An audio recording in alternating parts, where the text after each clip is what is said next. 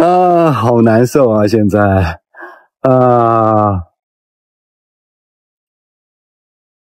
回家去挨老婆的嘲笑了，能不能再给我一次机会？好麻烦哦，真的太难过了，好开心哦，好兴奋哦，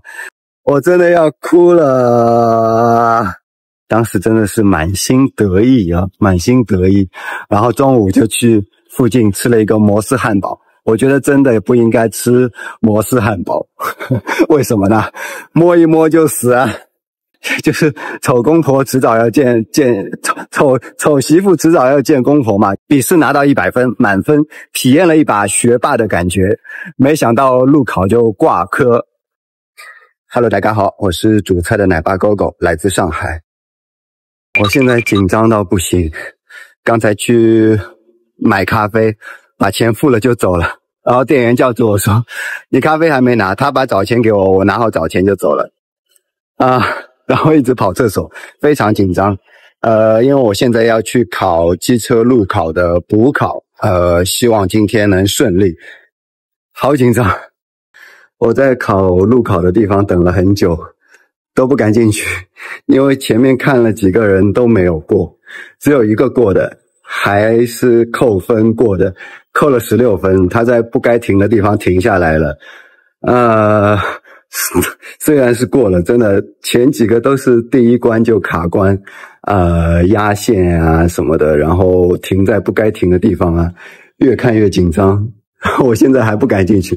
还在调整呼吸，跑厕所跑了好几趟。还想再等别人再开几圈再看一下，克服不了自己的心理障碍了。再试试看。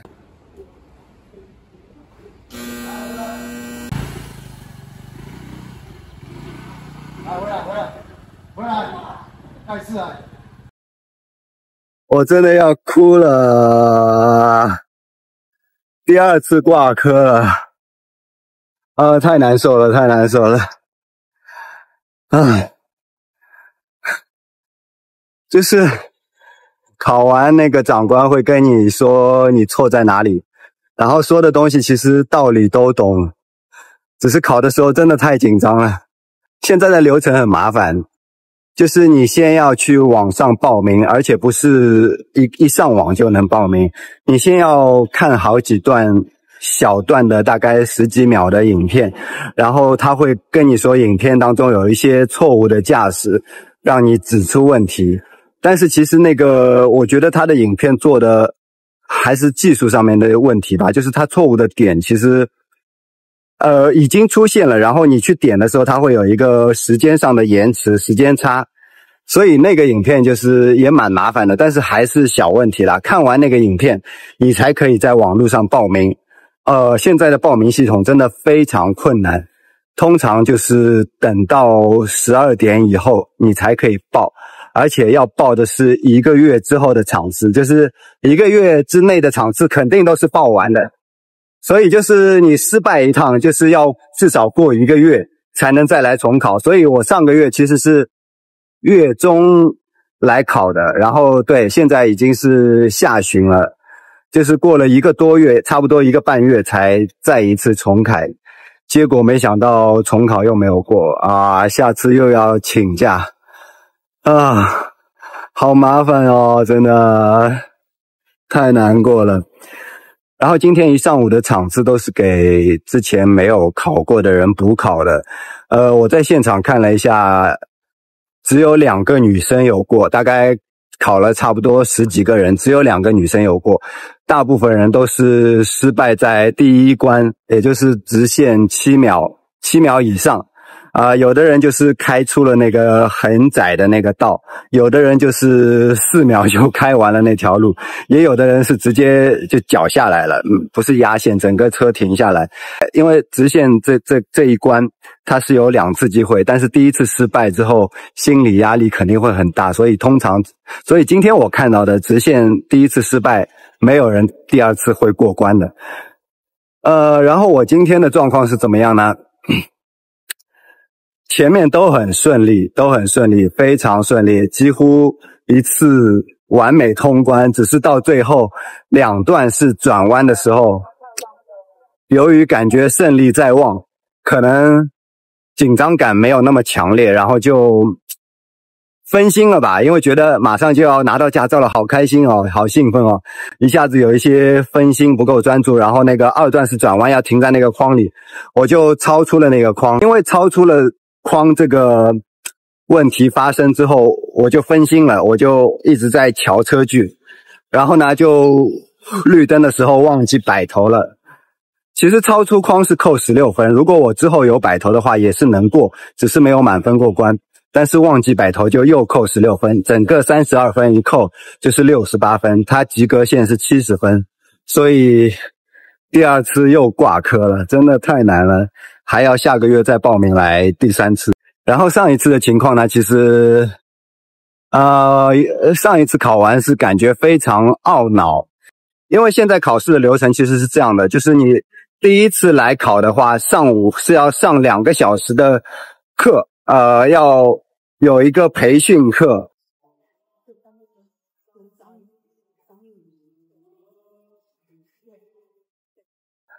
我本来以为那个培训课只是走一个形式，你可能坐在里面，哪怕滑滑手机，只要坐满2个小时，签到一下就 OK 了。没想到那个课是非常认真的，老师会要你仔细看影片，然后找出影片里的问题所在，或者是哪一些规则条例让你说出来。老师是会不断提问，而且是每一个人都要提问那个课其实也蛮紧张的，但好险就是老师还是蛮客气的。那然后之后听完那个课就是去笔试，其实笔试前我也蛮紧张的，但是好在就是手机里可以下一个叫什么考驾照的 app， 那个 app 里边的题库你做到7788基本上是没问题的。那我那个题库是做到60%几的时候我就来考笔试了，然后我非常幸运的碰到的笔试题我都有碰到过，都有做到过，所以当时就考了100分，考了满分。然后考完那个现场监考的那个老师还说，哇，你好厉害。我说运气好，运气好。当时真的是满心得意啊，满心得意。然后中午就去附近吃了一个摩斯汉堡。我觉得真的也不应该吃摩斯汉堡。为什么呢？摸一摸就死啊。应该吃必胜客的。然后下午就是信心满满的来考路考。第1次的时候，我当时想，因为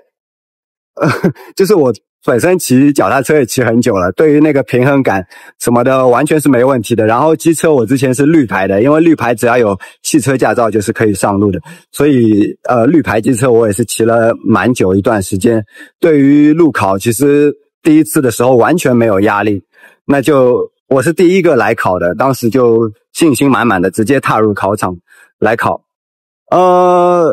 也算顺利啦，第1关那个7秒也是 OK， 然后那个平交道等车也是 OK， 然后到直角转弯也是 OK， 但是直角转弯后面有一个要停车让路的，因为我本身没有那个重机车的牌照，所以我也没有重机车，我通勤都是用绿牌的那个轻型机车，所以到这里是要租用它的机车来考，但是租用的那个机车其实对于它的性能啊、动力啊还蛮不熟悉的。那然后因为也没有什么心理负担，直接就骑上它那台租用的机车来考试，但是那个油门其实蛮难操控的，对于它的动力系统不是很熟悉嘛。然后那个油门的感觉给我的感觉就是0到80这样的感觉，要么就是0，要么就是80，总之就是很重，没有很灵敏的感觉。所以在直线的时候我就是跌跌撞撞的通过直线，然后停在平交道的路口的时候还喘了一口气，然后心想下一个是直角转弯的项目，好好把握应该是没问题的。然后直角转弯的时候其实碰到一点状况，就是那个车的动力不熟悉嘛，然后转弯的时候跌跌撞撞，然后那个方向盘转过来的时候，不是方向盘，那个车把手转过来的时候甚至都压到自己大腿上，然后跌跌撞撞的过的直角转弯，我心里轻松了一下，像后面一个项目就是变换车道，小 case 了。没想到变换车道前面还有一个停车让路的项目，我完全忽视了，就直接一路前行，开到了变换车道那条道路上，然后就警铃大响，呜哦呜呜呜呜，哦，听得很紧张。然后考官就说下来下来下来，他说你怎么那里没停车啊？我心里好懊悔啊，就是觉得明明可以顺利过关的，然后因为各种外界因素或者是自身心理的因素就没有过，第一次没有过，然后我心想着就是意味着我要继续守几天晚上到12点过后去网上报名，而且还要报1个月之后的。因为第一次考的时候真的是信心满满，笔试拿到100分满分，体验了一把学霸的感觉，没想到路考就挂科。然后今天第2次来，心理负担重得不得了。包括昨天晚上我在看那个考试的影片介绍，有哪些关要过的时候，其实当时就非常紧张了。然后到了现场我也是很紧张，就等了好几个人，但是都不乐观，就看得我也很紧张。我还想等几个人，结果等了大概10来分钟都没有人来。我想算了算了，就是丑公婆迟早要见丑媳妇迟早要见公婆嘛，就是骡子是马，牵出来溜溜，然后就跨上了也是现场租的机车。那对于现场机车的性能，其实我心里已经有大概了解了，所以就还好。但是骑上机车的那一刻，整个手臂都在抖，我不断的拍手臂，然后前面都很顺利，真的都很顺利。没想到就在最后又栽跟头了，好难受啊！现在，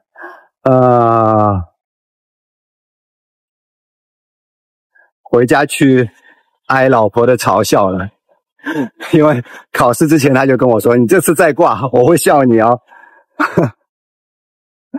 我不知道下一次能不能过。回到家了，心情依然没平复，有一种又倒霉又懊恼又后悔的感觉。就是真的，一考完那个考官就跟我过来做一些提醒，这里要怎么样，那里要怎么样。我内心就是想问他，我到底过了没有？然后他说完一堆，我就跟他说，道理我全都懂啊，交规怎么开我都知道，能不能再给我一次机会？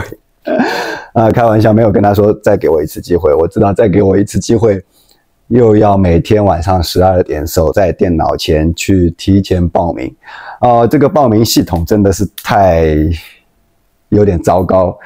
虽然路考这个路线也真的是就是非常极端，你在路上根本不会碰到这么复杂的路段，就是一个赛车手可能会开这种什么90度的弯啊180度的弯路上就很少碰到这样的情况。但是我知道你要去上路是必须要经过这样的一些考核，所以我对这个路段没有任何意见。我觉得是要集中这么复杂的一段路，让你时时刻刻都要注意路上的交通状况，因为你在考场出错，像我这样还可以下次重考，虽然重考报名真的很麻烦，但是你在路上出错，可能就再也没有机会看到各位观众了，对不对？所以我对这个路段没有任何意见。虽然这个路考的路段情况也真的很极端了，一开始感觉有狗追着你要加速，但是那条路又是限速，要你超过7秒通过才算 OK， 然后又马上碰到铁路下来又碰到行人又要180度转弯，让你回去拿东西，就是非常极端的一个情况。当然这是上路之前必须要学会处理路上万一发生的一些突发情况的。但是这个报名系统真的非常烂，又不能现场报名，又不能随时去报名，以后的考试必须等到晚上12点一过，守在电脑前刷至少1个月后的日程。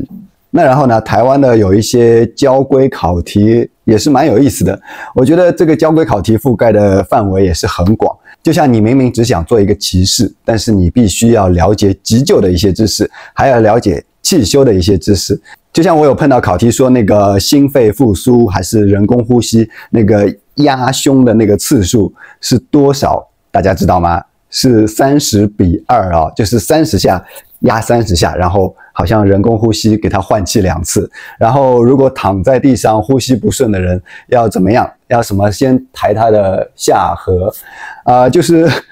我虽然考过这些题，但是如果路上真的有一个人受到意外，我也不敢去碰他。就这些题真的说它有用吧，是有用的；说它没用吧，我没有去学过急救啊什么的，我也不敢去动手，反而会给医护人员添乱的感觉。那另外还有一些考题说什么那个充电线还是什么的，如果裸露在外，你要做紧急的防护要用什么？然后答案是什么？大家知道吗？用黄油。然后这题下面很多人在吐槽说黄油是什么油，因为我们上海人说黄油就是 button， 就是那个涂面包的那个黄油，然后台湾那个油好像叫奶油，所以那个电线裸露在外涂的也是黄油。我甚至不知道在台湾说黄油到底是什么油，但是那个考题就是这样出的，所以只能死记硬背。这样一些题真的有一些多余。那我还看到一题很搞笑的是说机车驾驶人的基本修养，仁爱、礼让、自治、负责都是驾驶道德的一部分。他问你是对错，那当然这题肯定是对的嘛。但是考个机车有必要什么仁爱啊什么什么东西吗？然后我看到下面吐槽的也很有意思。如果古代有机车，孔子一定是良好公民。就是很好笑，就是这个题跟实际驾车可能没有太大的关联，但是它也会出在考题里面。那我现在说这些真的都是纸上谈兵，亏我笔试还考到100分满分，刚体验了学霸的感觉，没想到就被路考打趴2次好了，今天晚上又要开始守在电脑前熬夜报名了。那希望下一支影片就能通过，所谓过1过2不过3，第3次一定能拿到机车驾照，这个在台湾非常实用的东西。那我们就下期再见，大家再会。